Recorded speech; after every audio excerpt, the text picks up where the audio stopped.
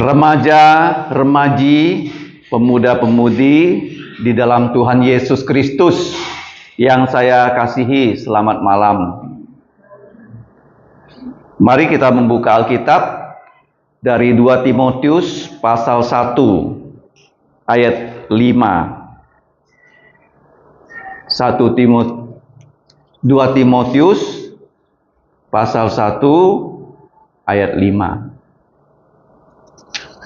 2 Timotius 1 ayat 5 kita baca sama-sama. 1, 2, 3.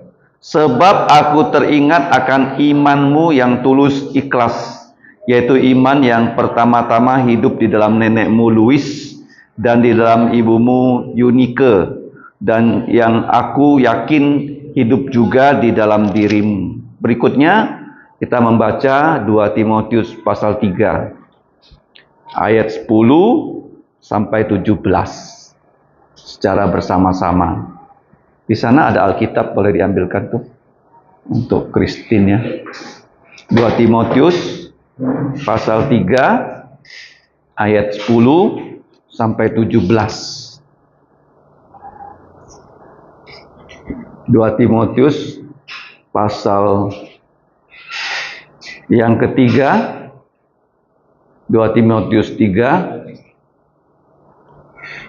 Bisa buka 2 Timotius 3 ayat 10 sampai 17 akan kita baca bersama-sama.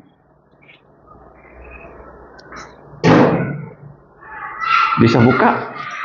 Belum bisa buka Alkitab? Oke. Sering buka di HP jadi belum tahu. Kita ulangi saja ya. Karena dia belum. Kita baca ulang ya dari 1:5 nanti 3:10 ya. Kita ulangi karena tadi dia tidak membaca. Mari kita membaca ulang dari 2 Timotius pasal 1 ayat 5 secara serentak. 3, 2, 1. Sebab aku teringat akan imanmu yang tulus ikhlas, yaitu iman yang pertama-tama hidup di dalam nenekmu Lois dan di dalam ibumu Eunike, dan yang aku yakin hidup juga di dalam dirimu. Kita pindah ke 2 Timotius pasal 3. Pasal 3 ayat 10 sampai 17. Kita baca bersama-sama. 3, 2, 1. Tetapi engkau telah mengikuti ajaranku, cara hidupku, pendirianku, imanku, kesabaranku, kasihku, dan ketekunanku. Engkau telah ikut menderita penganiayaan dan sengsara seperti yang telah kuderita di Antiokhia dan di Ikonium dan di Listra. Semua penganiayaan itu kuderita, dan Tuhan telah melepaskan aku darinya. Memang setiap orang yang mau hidup beribadah atau hidup saleh di dalam Kristus Yesus akan menderita aniaya. Sedangkan orang jahat dan penipu akan bertambah jahat. Mereka menyesatkan dan disesatkan. Tetapi hendaklah engkau tetap berpegang teguh pada kebenaran yang telah engkau terima dan engkau yakini, dengan selalu mengingat orang yang telah mengajarkannya kepadamu. Ingatlah juga bahwa dari kecil engkau sudah mengenal kitab-kitab suci yang dapat memberi hikmat kepadamu dan menuntun engkau kepada keselamatan oleh iman kepada Kristus Yesus. Segala tulisan diilhamkan Allah memang bermanfaat untuk mengajar, untuk menyatakan kesalahan, untuk memperbaiki kelakuan, dan untuk mendidik orang dalam kebenaran. Dengan demikian tiap-tiap manusia kepunyaan Allah diperlengkapi untuk setiap perbuatan baik. Mari kita berdoa.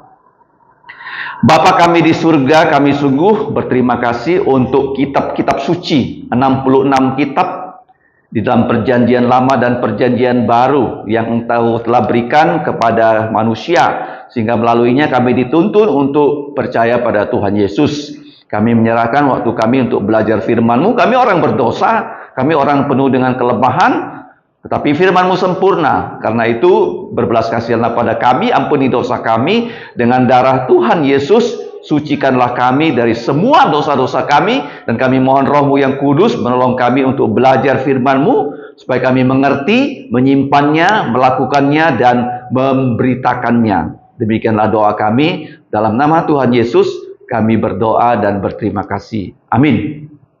Nah, kita sudah membaca satu nama, yaitu Timotius. Timotius ini adalah muridnya Rasul Paulus.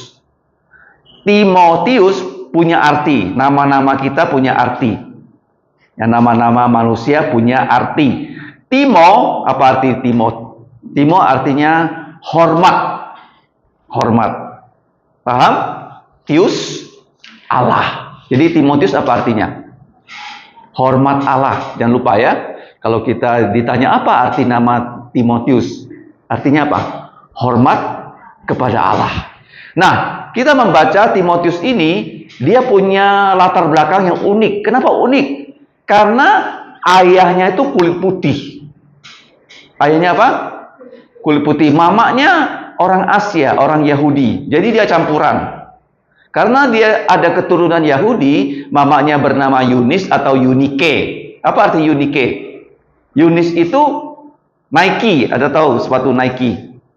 Nike itu artinya pemenang. Kalau Yunis artinya kemenangan yang cantik. Yu itu artinya bagus. Yu artinya apa? Yunus. Yunike, kemenangan yang bagus. Jadi dia punya mama namanya Yunis, orang Yahudi, neneknya Louis. Jadi neneknya dengan mamanya bersama-sama mengajar Timotius dari kecil. Bukan hanya calistung, bukan hanya ABC. Apa pelajaran yang lebih penting dari calistung dan ABC, Yosef? Tidak ada gunanya orang bisa calistung, orang bisa ABC, tapi dia tidak tahu Alkitab. Jadi dari kecil dia sudah belajar kitab suci. Yang dikatakan oleh Rasul Paulus menuntun Timotius, satu, menjadi orang yang berhikmat. Yang kedua, bukan hanya berhikmat, menuntun kita yang belajar kitab suci ini selalu mengikut Yesus. Selalu apa? Mengikut Yesus. Itu penting loh. Nah, kalau kita lihat dalam ayat 10 dikatakan, tetapi engkau Timotius. Sudah tahu apa arti nama Timotius? Apa arti namanya? Hormat kepada Allah. Timotius atau Timoti. Tetapi engkau Timotius telah mengikuti pengajaranku. Kata pengajaran ini ya, seringkali dipakai di Alkitab. Dalam bahasa Yunaninya itu didaskalia. Didaskalia, tulis ya pengajarannya. Didaskalia. Nah. Oke. Kalau orang yang belajar namanya matete. Matete. Ini artinya murid. Ya, ini namanya ajaran atau doktrin. Oke. Apa itu doktrin? Apa itu doktrin? Pengajaran tentang apa? Satu. Tentang Allah. Ya, di Alkitab ya, tentang apa? Allah. Ingat ya. Yang kedua tentang apa? Manusia. Tentang siapa? Manusia. Kalau kita nggak tahu Alkitab, nggak tahu siapa itu manusia. Paham? Yang ketiga, tentang Tuhan Yesus Kristus. Bagaimana manusia berdosa bisa selamat dengan percaya Yesus yang sudah mati untuk dosa kita di atas salib. Dengan darah Yesus saja, dosa kita bisa dihapus. Ada orang berkata, kalau kamu berdosa, bisa dihapus dengan puasa. Tidak bisa. Kalau kamu berdosa, bisa dihapus dengan amal. Tidak bisa. Kalau kamu berdosa, bisa dihapus dengan berbuat baik. Tidak bisa. Yang bisa menghapus dosa apa? Maria. Tuhan, dengan apa dia menghapus dosa? Darahnya Yesus. Kalau Yesus tidak jadi manusia, dia nggak bisa disalib. Dia nggak punya darah untuk mati. Tapi dia menjadi manusia. Yang keempat, yang terakhir. tentang akhir zaman. Penting ya. Kalau kamu ditanya ajaran apa? Bukan ajarannya biologi, bukan ajarannya sosiologi, bukan ajarannya tentang calistung, tapi ajarannya tentang apa? Allah, tentang manusia, tentang keselamatan dalam Yesus, tentang apa? Akhir zaman. Bisa ingat nggak 4 hal saja? Gampang ya? Nah, jadi engkau sudah mengikuti ajaranku. Kemudian yang kedua, diajar saja tidak cukup. Kamu harus ikut cara hidupku. Apa itu cara hidupku? Cara kamu berpikir, cara kamu ngomong, cara kamu berbuat. Harus sesuai firman. Paham? Kalau belajar saja, kepalanya besar. Kalau tidak dilakukan, badannya kecil. Lucu nggak orang yang begitu? Hah? Kepalanya besar, badannya kecil. Artinya dia tidak melakukan apa yang diajarkan oleh Tuhan Yesus. Yang kemudian yang berikutnya, pendirianku. Apa itu pendirian? Pendirian itu adalah tujuan hidup. Kamu punya tujuan hidup nggak? Apa tujuan hidup kita? Sama semua orang Kristen. Apa tujuan hidup kita? Apa? Melayani Tuhan atau memuliakan Tuhan. Tulis ya. Kalau kamu ditanya ya, apa tujuan hidup kita? Memuliakan Tuhan. Roma 11 ayat 36. Ingat baik-baik, kalau ditanya apa tujuan hidup kamu, Yosef? Memuliakan Tuhan. Ingat ya, ajaranku, cara hidupku, kemudian tujuan hidupku, kemudian imanku, pengharapanku, kasihku, kesabaranku, ketekunanku. Ini perlu kita miliki. Karakter Kristus. Apa itu? Kalau kamu percaya Yesus, kamu punya karakter apa? Bukan karakter iblis lagi. Karakter Kristus. Karakter apa? Kristus. Karakter apa? Karakter Kristus. Karakter apa, Sabrina? Karakter Kristus. Kalau ditanya, jangan bilang, siamu apa? Siau saya kucing, kayak kucing. Siau kamu apa? Siau apa? Harimau.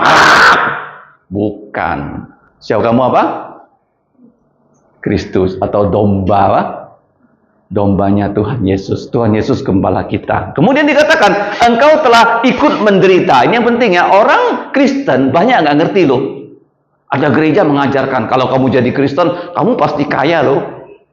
Kamu kalau jadi Kristen, kamu pasti sehat, nggak ada masalah. Itu namanya apa? Teologi kemakmuran, tulis. Itu teologi yang salah. Teologi kemakmuran. Betul nggak? Kamu kalau lihat ada gereja mengatakan successful family, keluarga yang sukses, keluarga yang kaya, keluarga yang sehat. Padahal dikatakan apa? Engkau telah ikut menderita penganiayaan dan sengsara. Paulus itu penuh dengan penganiayaan dialaminya, penuh dengan sengsara seperti yang telah kuderita di Antioquia dan di Iconium dan di Listra. Kenapa Paulus pergi ke Antioquia? Kenapa dia pergi ke Iconium? Kenapa dia pergi ke Listra? Apakah dia pergi jalan-jalan? Lihat ayat 11. Kenapa? Kenapa dia pergi ke situ? 2 Timotius 3 ayat 11. Kenapa dia pergi ke kota-kota itu, Antioquia, Iconium, dan Listra? Untuk memberitakan Injil. Untuk apa? Karena Injil itu dikatakan oleh Yesus, pergilah kamu. Harus pergi dulu. Jadikanlah segala bangsa muridku. Kalau nggak pergi, mana mungkin kita bisa bertemu dengan orang yang baru. Jadi kaki kita harus dipakai untuk berjalan, bukan untuk jalan-jalan, tapi untuk mengabarkan Injil. Apa itu Injil? Injil itu kabar baik. Apa kabar baik? Raja kita sudah mengalahkan maut. Apa itu Injil? Kabar baik tentang apa? Raja kita sudah mengalahkan maut. Kalau kamu lihat di dunia ini, siapa proklamator Indonesia? Siapa? Siapa namanya? Proklamator Soekarno ya. Sudah mati belum dia? Sudah. Kuburnya di mana? Di Blitar. Di mana? ada kuburnya, ada mayatnya. Tokoh agama juga sama. Agama apapun. Semua mereka sudah mati. Kuburnya ada, mayatnya ada, sudah jadi debu. Yesus, sudah mati belum? Ada nggak Yesus? Apa buktinya Yesus ada? Kalau kamu ditanya, Sabrina, apa buktinya Yesus ada pernah hidup di dunia? Apa? Sekarang tahun berapa? 2025. Tahun apa nama ini? Tahun Tuhan Yesus. Tahun Tuhan Yesus lah lahir. Jangan nggak ngerti loh. Kamu ditanya, apa tahun ini? 2025. Tahun apa tuh? Tuhan Yesus lahir. Yesus itu tokoh. Yesus pernah hidup, Yesus pernah disalib, Yesus dikubur, Yesus sudah bangkit. Ada kuburnya nggak? Tiara. Ada kubur Yesus nggak? Bisa dicari nggak? Di mana kubur Yesus? Soekarno di Blitar kan? Di Jawa Timur kan? Kubur Yesus di mana? Di mana, Laurencia? Kalau kamu disuruh tunjukkan kubur Yesus di mana? Di luar kota Yerusalem. Di mana? Di luar kota Yerusalem, di taman. Di mana? Taman namanya Garden Tomb. Ya, kuburan di taman. Itu gunung batu dipahat, ya, jadi ruangan begini. Yesus dikubur di situ 3 hari. Kuburnya ada, tapi kosong. Nah, jadi setiap orang yang percaya Yesus itu akan menderita. Kenapa begitu? Yesus menderita, Paulus menderita. Jadi kalau ada gereja mengajarkan, kalau kamu percaya Yesus pasti kaya, pasti sehat, itu bohong, apa? Ajaran siapa itu? Bukan ajaran Yesus, ajarannya iblis, siapa? Nanti kalau nggak sehat, nggak kaya, kamu meninggalkan gereja. Paulus mengatakan, kamu sudah tahu, aku dianiaya di Antioquia, dianiaya di Iconium, dianiaya sengsara di Listra, tapi semua penganiayaan itu ku derita dan Tuhan sudah melepaskan aku dari semuanya. Jadi begini, ada tidak hujan yang selama-lamanya tidak pernah berhenti? Ada? Ada? Hujan nggak pernah berhenti. Hujan itu akan berhenti. Ada nggak masalah yang tidak akan selesai? Ada. Kalau orang masuk neraka, masalahnya tidak pernah selesai. Paham? Ada masalah tidak pernah selesai? Ada? Kapan? Apa? Kapan masalah nggak selesai? Maria? Kapan? Sabrina? Masuk apa? Iya, tak percaya Yesus, masuk neraka. Itu problem semua di situ. Apinya tak pernah padam, ulatnya tak mati, terus apa lagi? Sendirian, tidak ada kawan. Nah, jadi kalau kita di dunia ini, ya, penderitaannya itu berlalu. Jadi Paulus mengatakan begini, ayat 12, coba baca. Pentingnya, memang setiap orang yang mau hidup saleh, ya, saleh. Beribadah itu saleh atau melayani. Memang setiap orang yang mau hidup melayani, ya, atau hidup saleh di dalam Kristus Yesus, nah apa artinya? Akan menderita aniaya. Ayat berapa itu? 12. Ingat ya, kalau kita mau hidup saleh, kita akan diejek orang. Diejek. Wah, kamu nih sok rohani. Sok apa? Diajak ngerpek, nggak mau ngerpek. Wah, sok apa? Rohani. Diajak nyontek, nggak mau nyontek. Oh, sok kamu. Kita akan dianiaya kalau kita mau hidup saleh. Nah, sedangkan orang jahat, bahkan penipu, akan bertambah jahat dan mereka menyesatkan dan disesatkan. Jadi begini ya, siapa yang pertama-tama menipu manusia? Siapa dia? Siapa? Ular dipakai iblis menipu siapa? Hawa. Sebenarnya ular dia mau menipu siapa? Dia bukan mau menipu Hawa loh. Dia mau menipu siapa? Adam. Tapi lewat apa? lewat Hawa, karena saking jahatnya dia. Ya, dia mau menipu suaminya tapi tidak langsung, lewat istrinya. Istrinya jatuh, suaminya jatuh, semua manusia jatuh. Jadi iblis itu punya gelar apa?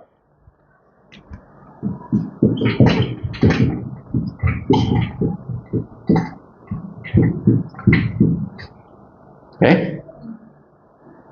Penipu untuk membunuh. Contohnya begini, kamu sakit, kamu beli obat, tapi obatnya palsu, bisa sembuh gak? Kan? Penipu untuk membunuh. Bukannya obat yang dikasih, tapi apa? Racun, malah mati orang. Inilah iblis. Dia menipu manusia untuk apa? Membunuh manusia, supaya manusia kemana? Mati kemana? Ke neraka selama-lamanya. Ditipu dengan cewek, ditipu dengan uang, ditipu dengan pekerjaan. Kalau perempuan ditipu dengan cowok, ketemu cowok yang nggak kenal Yesus, mau aja pacaran, nggak boleh ya. Paham?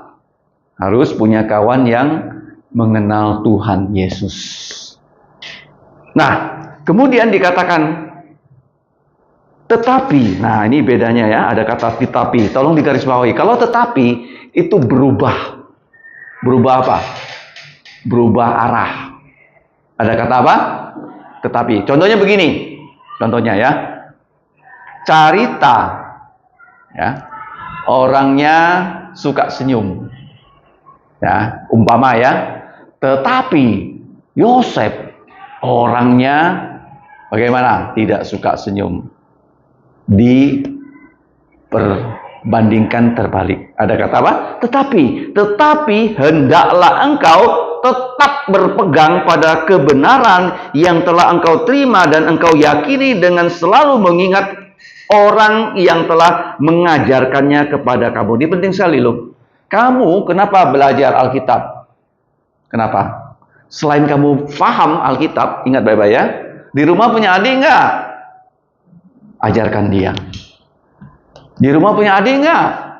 Ajarkan dia. Jadi begini loh, kalau saya belajar, saya belajar, saya nggak mengajar, itu saya seperti apa? Laut mati. Laut apa? Masuk terus apa? Masuk terus. Laut apa? Contohnya, misalnya kalau saya makan terus, nggak pernah ke toilet, bagaimana? Bisa apa? Bisa meletus. Kita juga belajar. Harus apa? Mengajar. Mengajar. Nanti pulang ke rumah, tanya adiknya. Dik, tahu nggak apa arti nama Timotius? Apa arti nama Timotius? Timo, hormat. Tius, hormat apa? Allah. Siapa nama mamanya? Yunis. Apa Yunis? Menang yang cantik. Nah, kemenangan yang cantik. Kemenangan apa? Yang cantik.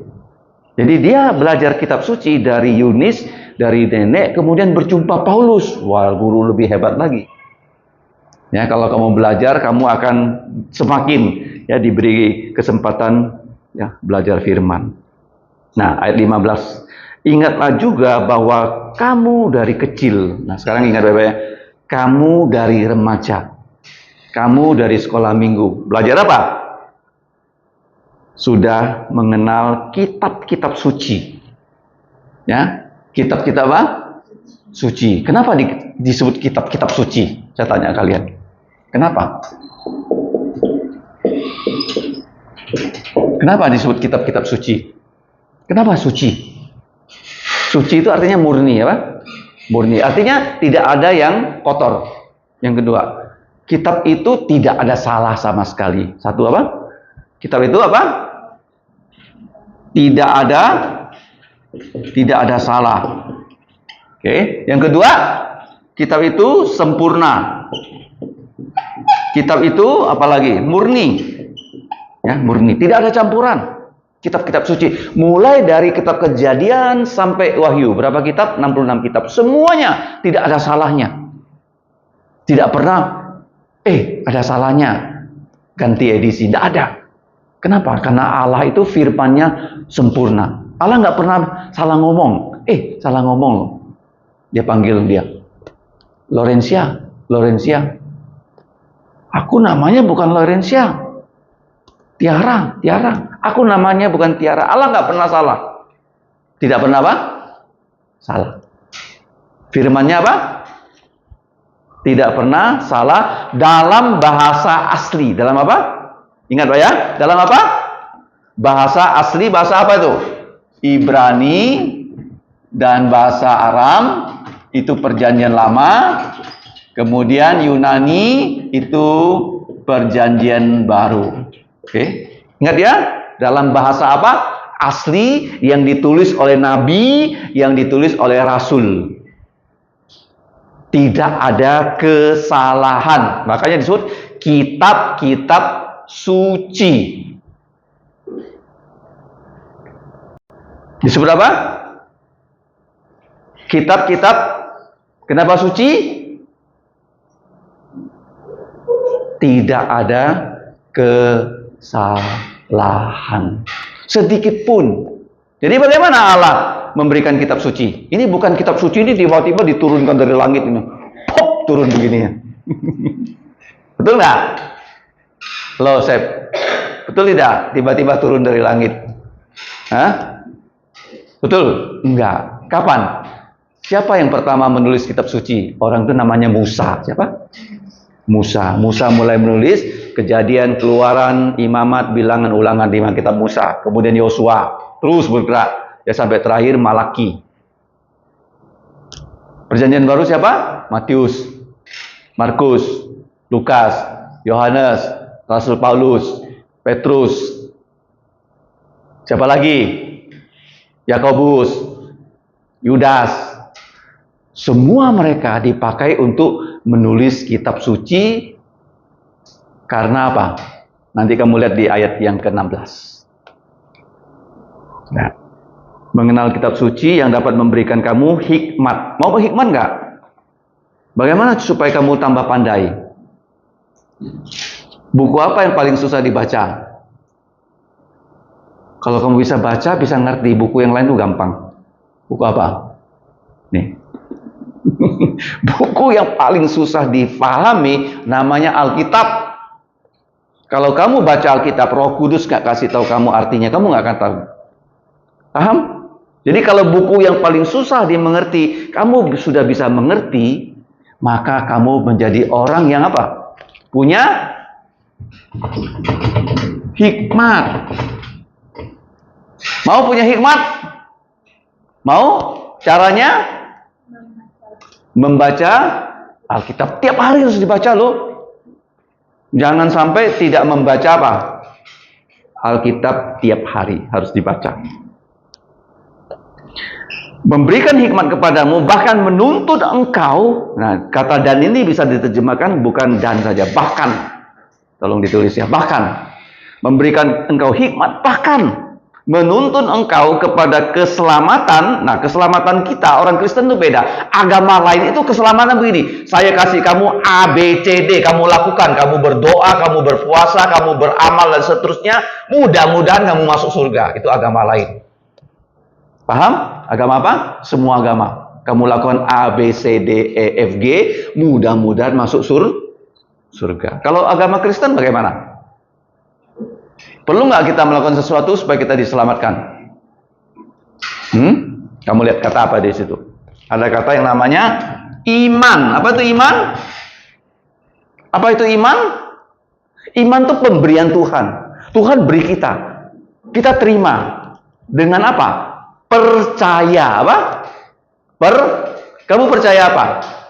Yesus sudah mati untuk dosa saya. Oh, saya percaya. Yang kedua, Yesus sudah dikubur. Kamu percaya? Oh, percaya. Kenapa percaya? Sudah ditulis di kitab suci. Kamu percaya nggak Yesus sudah bangkit dari kematian? Percaya. Dan dia menampakkan diri. Begitu kamu percaya, kamu diselamatkan. Kamu apa? Diselamatkan. Bukan selamat loh. Kamu diselamatkan oleh Allah melalui iman percayamu pada Yesus. Itu bedanya. Bedanya Kristen dengan bukan Kristen. Apa bedanya? Kalau Kristen, percaya saja sudah diselamatkan. Kenapa berbuat baik? Perlu nggak orang Kristen berbuat baik? Nanti kita pelajari ya. Nah, kita berbuat baik bukan untuk diselamatkan loh. Kalau agama lain beda. Oh, kamu berbuat baik A, B, C, D sampai G sampai Z. Kamu mudah-mudahan diselamatkan. Bukan, orang Kristen bukan berbuat baik untuk diselamatkan. Ngerti? Bagaimana cara diselamatkan? Percaya Yesus. Karena yang paling penting nggak usah kita bayar. Apa itu? Saya sering katakan. Yang paling penting nggak usah dibayar. Apa itu? Apa? Kalau beli beras, masak nasi, bayar nggak? Bayar ya. 1 kilogram beras berapa? Loren? 16.000 ya. 8.000 setengah kilo. Oke. Air 20 liter berapa? 20 kilo. 1 galon berapa?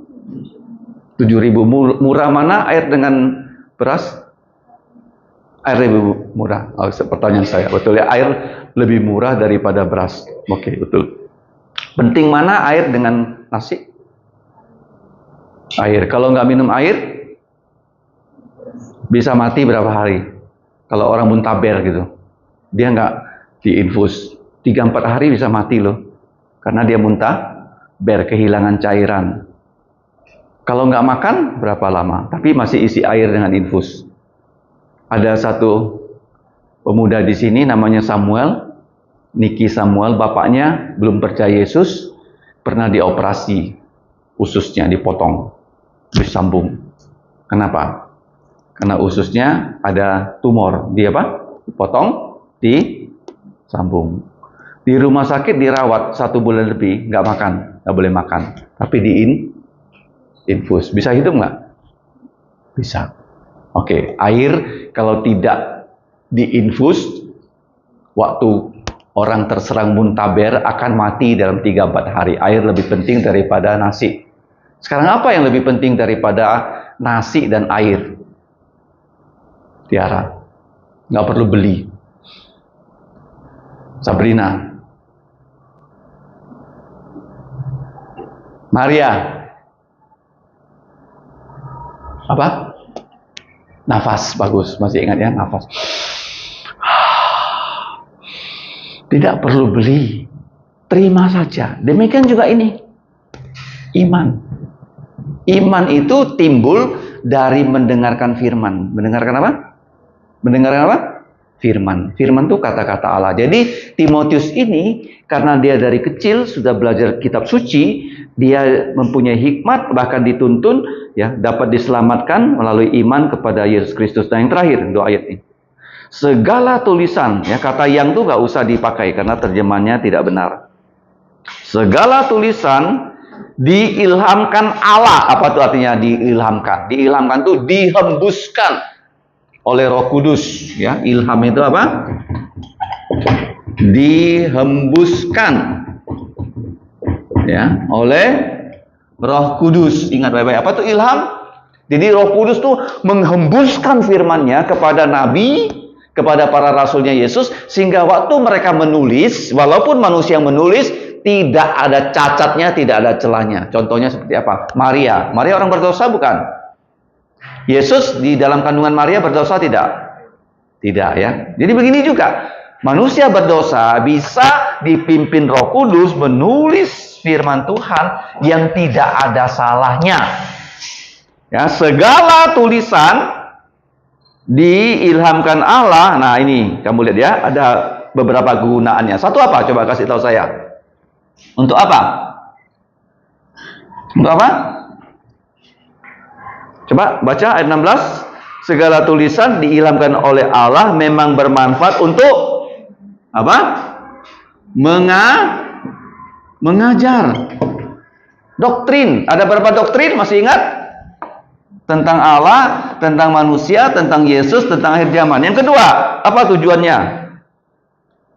Untuk menyatakan kesalahan. Nah, ini penting loh. Kesalahan di sini itu ada kaitannya dengan yang ketiga, memperbaiki Kelakuan, contohnya ya, kelakuan. Nah, ini adalah istilah pertanian. Istilah apa? Pertanian. Jadi waktu orang menanam pohon, boleh nggak pohonnya ini miring? Nggak boleh kan? Jadi kalau miring gimana caranya untuk membetulkannya? Dipasang satu tonggak, terus pohon yang miring diikat supaya tumbuh apa? Lurus. Paham? Kalau pohonnya miring gini gimana? Dikasih tombak yang lurus dan diikat supaya tumbuh tegak lurus. Ya. Yang pertama, memberikan kita pengajaran tentang siapa Allah, siapa manusia, bagaimana diselamatkan, bagaimana akhir zaman ajaran. Kalau kita tahu ajaran, nah kita tahu, oh, ada ajaran yang salah di dunia ini kan? Ya kan, banyak orang menyembah berhala, benar nggak? Benar nggak? Berhala, salah ya. Kita tahu kalau kesalahan harus diperbaiki kelakuan. Yang keempat, nah ini loh. Apa yang keempat? Kasih tahu saya. Yang pertama, memberikan pengajaran. Yang kedua, menyatakan kesalahan. Yang ketiga, memperbaiki kelakuan. Yang keempat, mendidik orang dalam kebenaran. Ya. Didik ini begini loh. Didik ini adalah supaya kita berbuat baik. Berbuat apa? Tidak cukup hanya kita tahu, tapi kita tidak berbuat. Ya, tidak cukup kita tahu bahwa Alkitab ini bisa memberi hikmat. Kita tiap hari harus membacanya. Sekarang pertanyaannya, mau nggak tiap hari membaca Alkitab? Mau ya? Nah, terus ada 4 kegunaan apa? Memberikan pengajaran, menyatakan kesalahan, memperbaiki kelakuan, dan mendidik kita supaya kita berjalan dalam kebenaran. Ayat yang ke-17 terakhir. Dengan demikian, ini janji loh, dengan demikian apa? Baca. Tiap-tiap manusia kepunyaan Allah. Jadi tiap-tiap loh. Kalau tiap-tiap ada yang terkecuali enggak? Hanya Yosef, yang lain-lainnya enggak. Bisa begitu? Kalau tiap-tiap itu semua. Coba sebut namanya. 1, 2, 3. Sebut nama sendiri. Tiara. Naomi. Sebut nama. Maria. Yosef. Sabrina. Carita. Lorencia. Semua. Semua kamu adalah apa disebut? Manusia kepunyaan Allah. Yuk, sebut. Coba mulai dari Tiara. Tiara, saya adalah manusia kepunyaan Allah. Sebut 1, 2, 3. Saya adalah, ya, bukan punya kamu loh. Kamu tuh punyanya siapa? Kenapa punya Allah? Kok bisa? Kamu bukan punyanya itu Pak Asyong sama Bu Lydia, bukan. Tapi punyanya siapa? Naomi. Punya siapa kamu? Maria, kamu punya siapa? Kenapa Allah punya kamu? Yosef, kenapa Allah punya kamu? Kenapa? Sabrina, kenapa Allah punya kamu? Kamu bukan punya diri sendirian, punya orang tua, tapi punya siapa? Allah. Karena apa? Kita dibeli lunas, bukan kredit, dengan apa? Darah Yesus. Ingat baik-baik loh. Ini punya siapa? Punya siapa? Kenapa saya bisa punya pen ini? Saya beli. Ini ceritanya begini. Saya pergi ke toko fotokopi. Yang punya fotokopi menjual pen ini pada saya. Dan orangnya sudah meninggal. Ya, sudah nggak ada lagi. Kamu dibeli oleh siapa? Siapa yang beli kamu? Oleh siapa? Oleh Allah. Dengan apa belinya? Dengan apa, Sep? Darah Yesus. Udah main-main loh. Semua kita dimiliki oleh Allah. Baik kamu, Tiara, sampai Sabrina, manusia kepunyaan Allah, dilengkapi. Ini penting nih, dilengkapi nih. Nah, kata dilengkapi. Apa dilengkapi? Dilengkapi dengan ajaran, dengan didikan, supaya apa tuh? Supaya apa? Melakukan setiap perbuatan baik. Jadi begini ya, perbuatan baik kita bukan untuk menyelamatkan, tapi untuk apa? Melayani. Perbuatan baik kita untuk apa? Bukan untuk menyelamatkan, tapi untuk melayani, untuk berterima kasih pada Tuhan. Apa perbuatan baik? Contohkan satu, Mas sayang. Apa perbuatan baik? Contohkan satu. Menolong orang. Caranya? Kalau dia tidak ke gereja, tidak ikut CMC, kita ajak dia. Apalagi contohnya? Contohnya apa? Berdoa. Ada nggak berdoa untuk orang lain? Berdoa untuk gereja ada nggak? Berdoa untuk negara ada nggak? Berdoa untuk orang tua ada nggak? Ya. Jadi dikatakan di sini, dengan demikian tiap-tiap orang kepunyaan Allah, baik dia itu Tiara, Naomi, Maria, Yosef, Sabrina, Carita, dan Rolensia, semua kalian akan dilengkapi dengan apa? Ajaran firman, supaya kamu bisa melaksanakan tugas yang Tuhan Yesus percayakan. Paham? Jadi pelajaran hari ini sangat pentingnya. Ada anak muda, namanya siapa? Timotius. Apa arti namanya? Hormat kepada Allah. Kamu hormat kepada Allah nggak? Caranya bagaimana? Belajar kitab suci, sehingga kamu bisa punya hikmat, ya, seperti Timotius. Kemudian kamu dituntun oleh firman Tuhan supaya percaya Yesus. Kitab suci, kenapa disebut kitab suci? Kenapa? Dia murni, tidak ada salah, diilhamkan oleh Allah, dihembuskan ya dengan nafas Roh Kudus, sehingga para nabi menulisnya dan para rasul menulisnya, tidak ada kesalahan sedikit pun. Dalam bahasa asli Ibrani, Aram, Perjanjian Lama, Yunani, Perjanjian Baru, sehingga bagaimana? Punya 4 kegunaan. Apa saja? Memberi kita ajaran, menyatakan kesalahan kita, memperbaiki kelakuan kita, dan mendidik kita supaya kita berjalan dalam kebenaran. Mari kita berdoa. Bapa kami di surga, kami sungguh bersyukur bahwa pada malam hari ini kami dapat belajar bagaimana firman-Mu menolong kami, sehingga kami dapat menjadi manusia seperti Rasul Paulus dan juga Timotius, sehingga kami memiliki hikmat dan kami dituntun untuk selalu menjadi murid Yesus yang setia. Pimpinlah para remaja-remaji, mereka akan pulang ke rumah, sertailah mereka supaya mereka menjadi anak yang baik di rumah, menjadi pelajar yang baik di sekolah, dan berikan mereka masa depan yang baik untuk memuliakan nama-Mu. Perlengkapilah mereka untuk melakukan perbuatan baik, pelayanan untuk memuliakan nama-Mu. Demikianlah doa kami, dalam nama Tuhan Yesus, kami mau mengucapkan doa Bapa kami yang berbunyi, Bapa kami yang di surga, dikuduskanlah nama-Mu, datanglah kerajaan-Mu, dilaksanakanlah kehendak-Mu di bumi seperti di sorga. Berikanlah kami pada hari ini makanan harian kami, dan ampunilah kami akan kesalahan kami, seperti kami juga mengampuni orang yang bersalah pada kami. Dan janganlah membawa kami ke dalam pencobaan, tetapi lepaskanlah kami dari yang jahat, karena Engkau lah yang punya kerajaan dan kuasa dan kemuliaan sampai selama-lamanya. Amin. Tolong diputar dulu, Carita. Terima kasih.